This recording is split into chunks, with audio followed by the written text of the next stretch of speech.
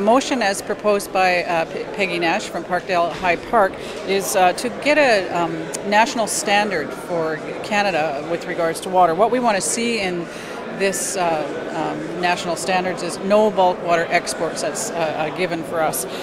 We want, of course, national standards across this country, because right now what's happening is water is regulated province by province. We want to see Canada sign on to the UN declaration that water is a human right. That's something that Canada has not done to date. They have not signed. In fact, they voted against the UN to say that water is a human right. And we also want Canada to invest more in infrastructure for clean drinking water for our communities and for wastewater, to make sure that we're taking care of our wastewater. And we want that to be paid for by the federal government, to make sure that it stays in public hands and not privatized.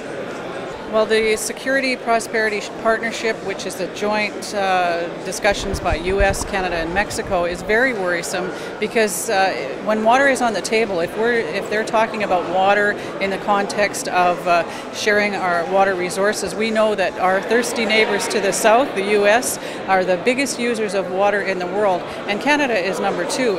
And we have also 20% of the world's freshwater supply. Now, I think the Americans would like nothing better than to get their hands on that as a commodity. And we, in our motion, are saying that we do not want to see Canada be involved in bulk water exports. I think the biggest threat to Canada's water is bulk water exports, and what we should be doing is encouraging Canadians and everyone in the world to reduce the consumption of water. We don't need to water our lawns all summer to keep them green. They can turn brown. It's okay. They're not going to die.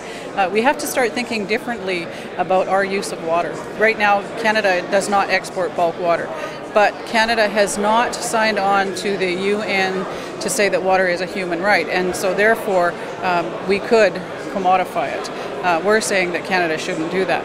But of course, if water is commodified, if we were to export bulk water, if our water was to be privatized in any way, we would never be able to get control of it back. Under the GATS, the General Agreement on Trades and Services, water would fall under that agreement, and that dictates that once that service is in privatized hands, then the public doesn't have any control over it. That would be with regards to infrastructure, like if our water to our communities was privatized instead of through the municipality. The GATS would dictate how it's regulated and what happens to it. So if there's any